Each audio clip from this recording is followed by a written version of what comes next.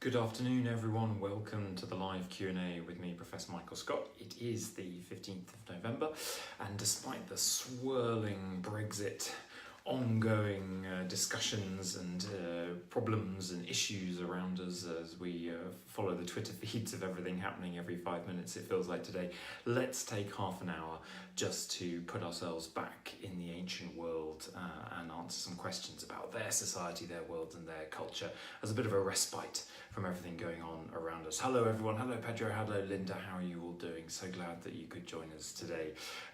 It's been a great week here, been a very busy week. I've been giving talks, as you may have seen on Twitter, to the Warwick Globalist Society about democracy, ancient and modern. I've been working with our Taught MA students looking at issues of museology and the how museum design and how museums are run and how that affects the different ways in which exhibitions are curated and that moment of engagement between viewer and object is curated. And we've also in ancient global history been looking at the concept of the axial age, Karl Jasper's axial age. Hello everyone, hello Hugh, hello Shan, how are you doing? Great to see you. Karl Jasper's axial age back somewhere between the 8th and 2nd centuries BCE as a key turning point in the whole of human history. So it's been a great week. I hope you've been having a good week as well. Hello Sally, hello Susie, good afternoon everyone. Thank you so much for taking the time to join and get a bit of a respite, as I think we've decided today, a bit of a respite from the swirling chaos that's going on in the news around us, particularly here in the UK, about what Brexit will look like as we move forward. So we've had some great questions in from you all, as always, and we're kicking off with rather a saucy one. So if there's any young listeners out there, parents, you might want to kind of just avert their ears or cover their ears for the first question. That's from Alison Risley. She says it's a rather weird question. Don't worry, Alison, it's not weird at all. But on ancient stone or bronze statues, why are men's penises really small? Was it not a sign of virility and manhood? Thank you very much indeed, Alison, for this question. Yeah, it's something that people often comment on, particularly when they're kind of going into the museums and they're being faced by these forests of always naked male statues, as men were always portrayed in particularly the ancient Greek world. Why are they all showing such small, kind of neatly packaged genitalia? Well, the answer is quite actually a simple one, in that the kind of concept of a large penis was not actually something, if you were an educated Greek civilized male citizen, that you wanted to have. Because, and the theory went like this, that if you did have something like that, then you were very much like a donkey or a horse. Servile animals that were commanded by others, that were used and utilized, that were the sort of pack animals of the ancient Greek world. So in ancient Greek terms, large genitalia was the sign of your civility, not your virility and manhood.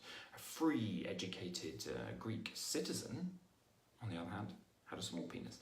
And that's why when you look at vase paintings, for instance, of the ancient Greek world, which are portraying slaves, you will often see slaves being given large penises, because obviously that they are supposed to be nearer to servile pack animals such as donkeys and horses. So yeah, and we see a big difference there between the kind of Greek approach to these things and then equally the Roman world approach to these things. And don't forget also that kind of in the Olympic Games, when the athletes were all competing naked, there was the technique called kynodesme, which was translates quite literally as dog tying, which was the tying up of your penis while you did the running. And we're not really quite sure why they did this. Was it to keep it out of the way? Was it to make it an even smaller, neater package, more virile, kind of, etc.? But this is kind of what they did, and there's even vase paintings showing this process of it all being tied up. Hello Linda, hello Anthony, how are you doing? Great that you could join us. Yeah, indeed. So there you go. You've now got the inside track on ancient Greek naked male statuary. From here on in, you can explain to everyone that question that they're all dying to ask, I suspect, but perhaps feeling a little bit embarrassed to do so. But yeah, get it out there in the open and start talking about it straight away. You now know the inside track. So Alison, thank you for taking the having the guts to ask the question. Brilliant, well done. That's the kind of thing that we like to see and kick off with on a Thursday afternoon. Now, moving on to slightly better ground, so kind of if there's any small children having their ears covered at the moment, you can take those hands away from their ears. We're back on track with Lorna Donald's question. Hi, Anne from Sweden. Hi, Michael. Was there a dark age between Minoan and Greek classical world? Well, the concept of a dark age has long been one that's sort of been in the historical record, that there is a collapse of civilization between, not the Minoan, but between the Mycenaean and the end, and then moving into the kind of the beginnings of the geometric period, the archaic period, the classical period. Now that dark age is principally characterized by the fact that suddenly we sort of lose our sources. All the places we normally look for them disappear, and so we've called it a dark age principally because it goes dark for us.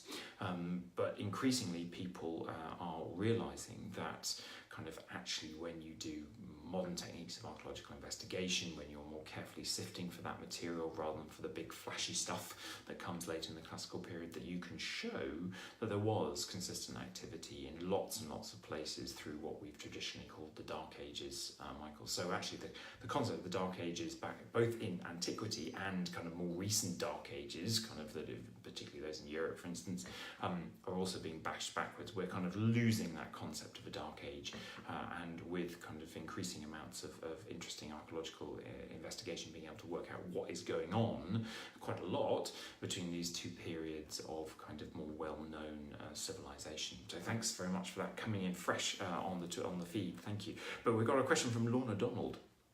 Have you ever felt, when you're visiting historic places, that you're able to physically connect with the people who once lived in the buildings? Have I ever seen any ghosts? Ooh, Lorna, no, I have never seen any ghosts, but I'd be interested to see if anyone out there thinks that they have, kind of while they've been walking in any archaeological site. The closest I've come is when I was working on Delphi for my PhD, and I was staying in the French archaeological dig house at Delphi, and at night the dig house is right by the archaeological site, but the modern town of Delphi, as many of you will be familiar, is actually hidden around the corner, the next crag of the Parnassian mountains. So at night it really is just you and the site and the temple of Apollo. And I have to say that kind of I did start to hear a few voices then, but I wouldn't quite go so far as to call them ghosts. But do you physically connect? I mean, I think this is a really important point about why getting in the footsteps of the ancient world, getting to the locations, getting to the sites makes a difference. It did for me. A lot of you ask a number of times the question of kind of what got me convinced and hooked to want to study the ancient world, and it was going to the ancient sites. It was on my 17th birthday. I was on a school trip to Greece. We were at the site of Olympia on my birthday day, and there I was, finding myself literally in the footsteps, in the locations where great and amazing things happened so long ago, and I was just utterly gobsmacked by the idea that we could know so much about what had happened in this place so long ago. You're on a Eurostar. How are you doing? You're on a Eurostar going at 250 kilometers an hour towards Florence, and your 3G, 4G connection is working. Fantastic. That is the joy of modern technology. Congratulations. Brilliant that you can join us. Hey, Alison, your dad is 99 today. Congratulations. And you got your question answered. Bravo, well done. You for having the guts to ask it. Thank you so much again. So yeah, have you guys ever felt really connected to any of the ancient locations that you have gone to, where you feel really like you're in the footsteps, in the moment, having the kind of view almost of the ancients who once occupied them 2,500 years ago? For me, that's one of the kind of joys of some of the virtual reality work that we do in the TV series like Ancient Invisible Cities, because you really start to get back into that kind of experience mode of what this place might have been like as an ancient viewer. So Lorna, thank you for that question. Indeed, Charlotte, yeah, Pompeii, another kind of absolute example where you start to sort of, you feel the shiver, don't you, of kind of normal everyday life. You can almost imagine yourself living, working, moving through these places. Yeah, they're kind of absolutely, and it's what convinced me that I wanted to spend some more time studying these places, was being in those locations, being able to kind of engage with the material culture and actually sort of feel like you were retracing those moments from so long ago. So thank you for that. Yeah, we've got another question here from Kerry Stewart. She is heading off to Thessaloniki in the new year and wanted to know what's the best thing to do when you're in Thessaloniki. Well, the first thing you've got to do, and I think you've got this on your list already, is to go to Aristotle Square, where there are plenty of good coffee shops, and sit down and have a coffee and take some time over it. And I turned up in Thessaloniki many years ago. We'd taken the train up, and we were kind of poor master's students at the time, so we sort of rocked up kind of in our jeans and t-shirts and sat down in a cafe for a much needed coffee. And I have to admit to never ever feeling so out of place as I did in this coffee shop, because it was absolutely full with university students from the university there in Thessaloniki, and they all had achingly cool sunglasses on, achingly cool style as they sat there sipping at their Fredos and Greek coffees, their Leninko. I've never felt so out of place in my life, so take your best sunglasses is my advice when you're sitting in Aristotle Square. But also when you're there in Thessaloniki, great city to be visiting. Pop by the statue of Alexander the Great that's there on the seafront. That's definitely worth doing. The Roman Agora is one of my favourites there as well. The great site to be able to visit and explore, and it's really quiet as well often.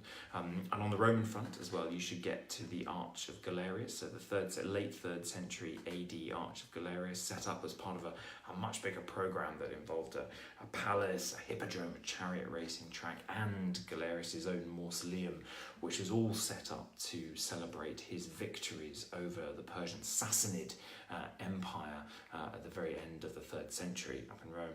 But if you've got some time, I would also say get out of Thessaloniki, get to Vergina, where you have the fantastic underground museum, which is where you can go and see the supposed burial tumulus of Philip of Macedon, along with a whole host of other Macedonian rulers, and kind of incredible finds that's inside this dark experience where you get to stand in the dim light, kind of with the gold of these incredible finds glinting back at you. One of the best museums, I think, in Greece, if not the world. And also the Archaeological Museum in Thessaloniki as well, which has recently had a kind of a makeover. That's really worth getting into. Absolutely astounding stuff in it.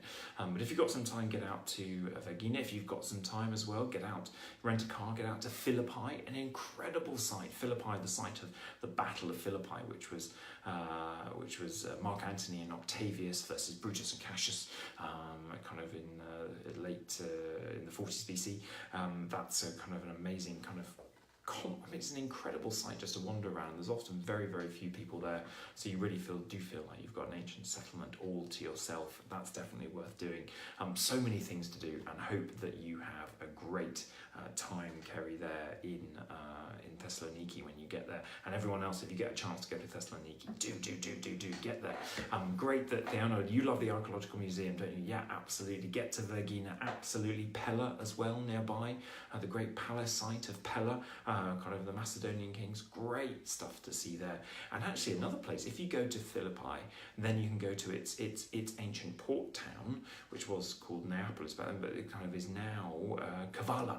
And Kavala is an extraordinary place to spend some time, because you're getting into parts of Greece that still have a huge amount also of kind of Byzantine and Ottoman occupation, kind of, so really interesting architecture, really interesting place to spend some time. You'll see the cuisine changing in its nature, lots of kind of the architecture changing. Kavala is a great place to spend some time.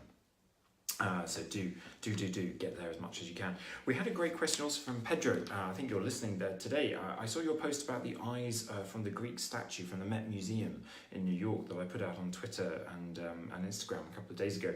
Was it common for ancient Greek statues to have eyes? Yes, indeed it was, Pedro. Kind of the most expensive statues, if they were done in bronze, would then have a space left for the eyes that would be added then in a whole host of precious materials, and that would allow them to glint and shine and have life, to make the statue really come alive. You can imagine these eyes done in precious jewels and with eyelashes added in silver or gold. So something like the Delphic charioteer at Delphi, kind of, we know that kind of if you have a look at its eyes, look at the precious materials that have been used there, and the eyelashes that are there, the detail of the eyelashes laid in precious metals.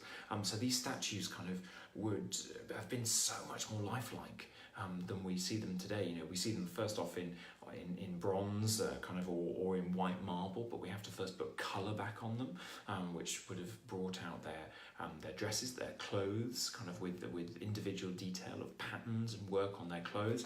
And I was hearing that at a conference just recently, the great work that's being done, looking with special cameras and lights at the Parthenon marbles, has revealed a whole new level of dress detail on some of the figures of the Parthenon marbles. So there we have to put a snazzy set of clothes back on these statues, and then imagine also in some cases that they would have had particular details picked out in precious metal, not just their eyes, but with the Delphic charioteer again, for example, even their teeth glinting, a little bit of their teeth glinting as well. So really and if you imagine the sunlight then catching that, as it would have also caught the marble or the bronze out in the daylight, these statues from afar would have looked like they were alive, moving, shaking, reacting to the weather around them. And you would have caught yourself thinking that these were not just statues, particularly if it was supposed to be the statue of a god. Perhaps these statues were betwixt and between, and not just images of the gods, but encapsulations of the gods. Perhaps even at the moment God could even become part of its statue, and come to life. Absolutely. So Pedro, thank you so much for that question. And yeah, those eyes are haunting, aren't they, from the Met Museum? You really want to know what statue they came from.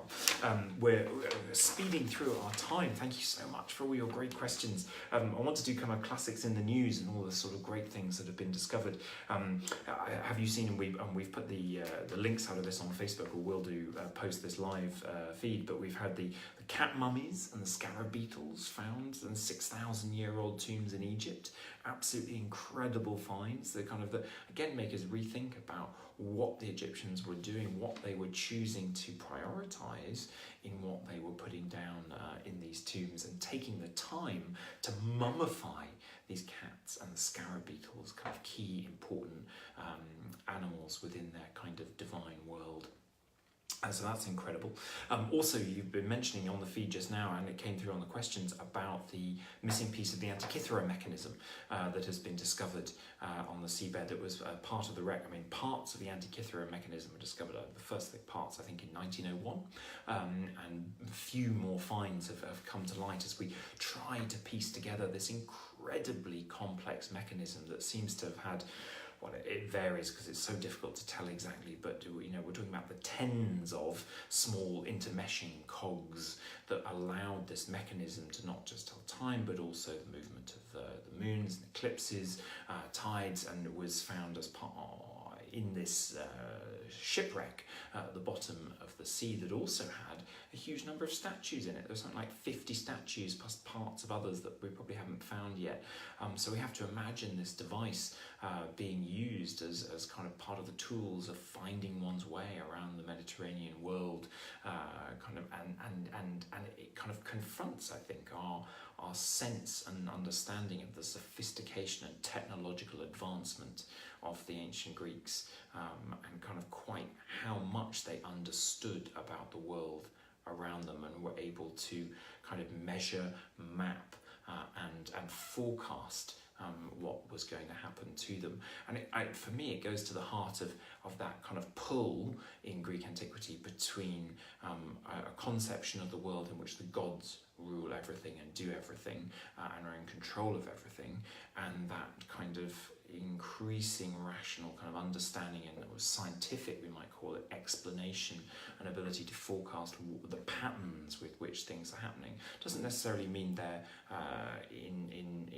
loggerheads with one another, those two explanations. Just because the Greeks were understanding the patterns of why things are happening doesn't necessarily mean that they were rejecting the fact that the gods were behind it.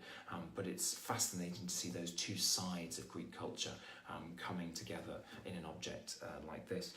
And it's also very interesting. We've had a great question that came in several weeks ago that I wanted to get to, which is thinking about how lecturing, when I've been lecturing in different countries, sort of from the US to China, what are the key differences in the ways those different countries approach the same history? And this is sort of linking into something I was talking about at a conference last week about claiming the classical, and I was talking about how China approaches the study of ancient Greece, and actually the study of ancient Greece is incredibly popular in China right now.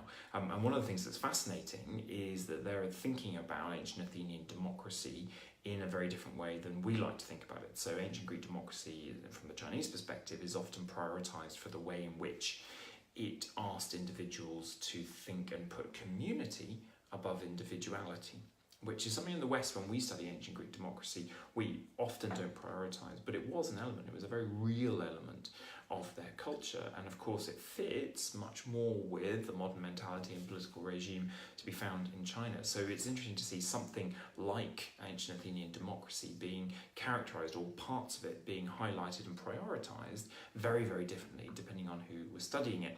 But this relates to the Antikythera mechanism, because also there is a real growing love-in between China and Greece. Now, partly this is because China sees its own great cultural, philosophical, ancient history and contributions to civilizations on par with those cultural and philosophical discoveries of the ancient Greek world.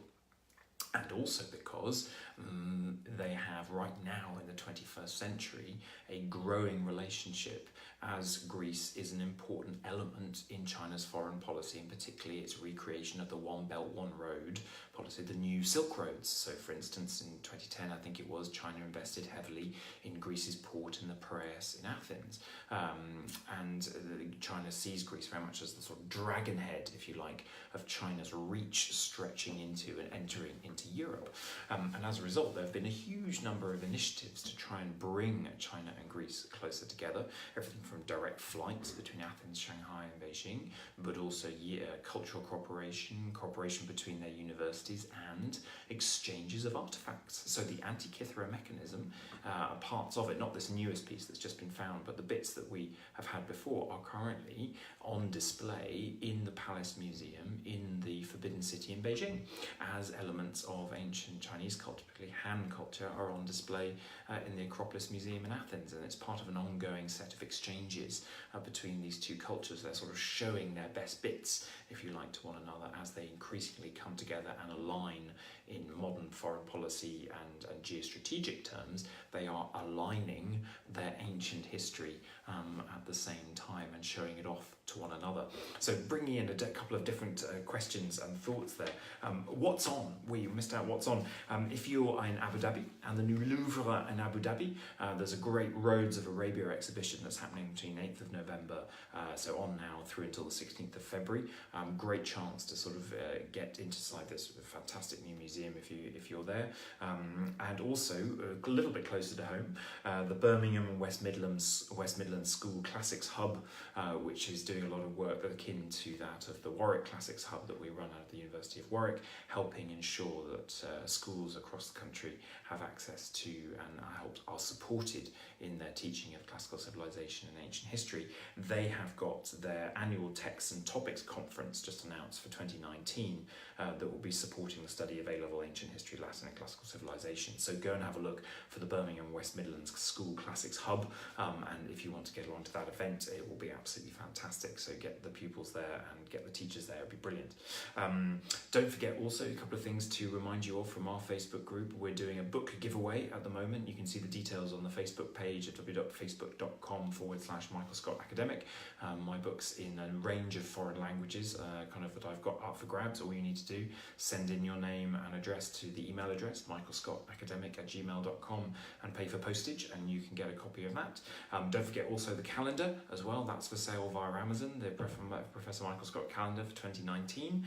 And just a hint that in the next couple of weeks there's going to be an exciting announcement coming from me about an opportunity where we can all get together. So keep an eye out for that. And also on my Twitter feed, I had to flag this one to you. I think it's been put on the Facebook page as well, but absolutely blew me away what Professor Tim Whitmarsh retweeted a photo of an object that's in the Ashmolean Museum in Oxford, but it's a bronze Boeotian helmet that from antiquity to 2,500 years old, that was found near the Tigris in Iraq, and is thought to have been left there by one of the soldiers who traversed that region with Alexander the Great at the end of the 4th century BCE. There's just something about that kind of, which I think is absolutely fantastic, that is now a helmet that kind of made in Boeotia in central Greece, headed out with somebody following Alexander the Great to the ends of the earth, lost, wonder why, wonder how, on the banks of the Tigris, and now has ended up back in the Ashmolean Museum in Oxford in the UK. We live in a very global world indeed. Pedro, you've been talking about the Prado Museum in Spain. There's some classic statues with arms and legs remade for sculptors. Like, yeah, absolutely. And this is an interesting job, isn't it? Where sculptures, ancient sculptures, are missing bits. And there was a kind of a vogue, a fashion for quite some time to recast the bits that were missing and add them back in. And we've kind of moved away a little bit from that now, in terms of wanting to kind of offer up the sculpture so that you know exactly what is the real ancient material, and if things are added back in, to do so in a kind of very different material or a slightly different manner or way, so you can distinguish between old and new, which I think is actually a very, very good way to go.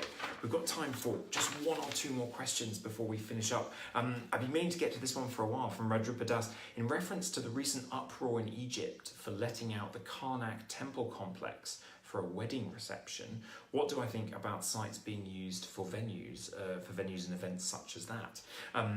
Well, this is interesting, isn't it? Because we had the same thing happening in Athens, that the Athenian authorities decided not to allow Gucci to have a big fashion show up on the Acropolis in Athens some time ago. And here the issues are kind of partly it's a question of will the place, the site, be damaged in any way, but obviously that can be constrained and maintained by putting strict limits on what people are allowed to do, where people are allowed to go. But also often it's an argument people feel of, are you somehow kind of debasing the archaeological site and the importance and prowess of the archaeological site by allowing something modern, something commercial to happen there? And here for me, I'm kind of on the side of no, I don't think you are. I think it's fascinating and interesting when ancient sites kind of continually bubble back up in the modern consciousness, and they keep being reflected and refracted in the dialogues that we're having. This is happening all the time in politics, it's happening in culture and society, and I don't see why it shouldn't happen between particular brands, particular ideas, particular events and ancient sites.